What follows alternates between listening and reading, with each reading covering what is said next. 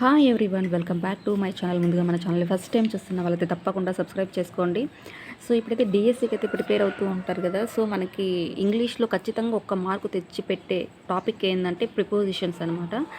దాంట్లో మెయిన్గా మనం ఏం చూసుకోవాలంటే simple prepositions, double prepositions, compound prepositions, phrases వచ్చేసి మనకి 10th క్లాస్లో ఓల్డ్ టెక్స్ట్ బుక్లో వచ్చేసి మనకి చాలా బిట్స్ అయితే అడిగారండి ఈ పేజ్ నెంబర్కి సంబంధించి. సో ప్రతి ఒక్కరు ఈ పేజ్ నెంబర్ అయితే చూసుకోండి, ఓకేనా. అలాగే సింపుల్ ప్రిపోజిషన్స్ అంటే చాలా సింపుల్గా ఇన్, ఆన్, అట్ ఇలా ఉంటాయి. డబుల్ ప్రిపోజిషన్స్ అయితే ఇలా కంబైన్డ్గా డబుల్గా ఉంటాయి. In to, on to, upon, from ఇలా అనమాట.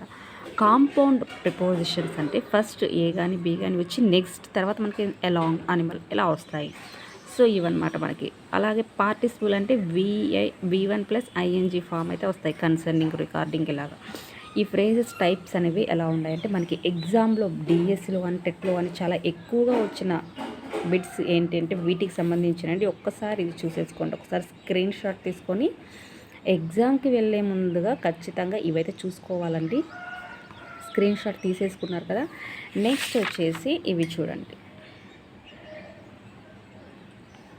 అట్, ఓవర్, ఫ్రమ్, టు అని వచ్చిందంటే ప్రిఫర్ డాష్ అని ఇచ్చేస్తాడు, ఓకేనా. రెఫర్ డాష్ అని ఇచ్చేస్తాడు, సుపీరియర్ డాష్ అని ఇచ్చేస్తాడు. అప్పుడు ఏం చేయాలి మనము? సుపీరియర్ టు, ఇన్ఫీరియర్ టు అలాగనమాట.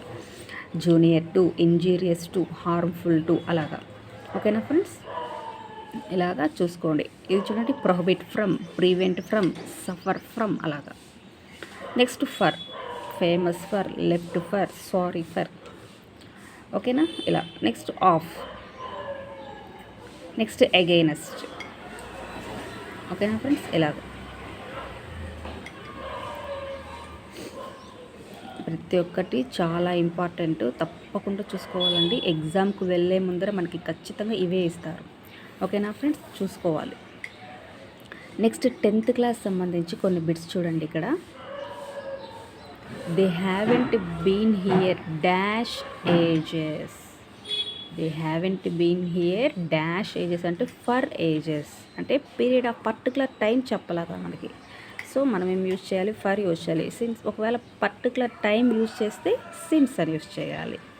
Next one, I had to put dash with him for 5 years, ఓకేనా. అప్పుడు ఏం చేయాలి? అప్ అంటే నేను మోస్తున్నాను, పుట్టప్ విత్ అంటే నేను మోస్తున్నాను వాళ్ళని అని అర్థం, ఓకేనా ఫ్రెండ్స్. నెక్స్ట్ వన్ ఇలా, they sneak dash your room like thieves in the night and stole them.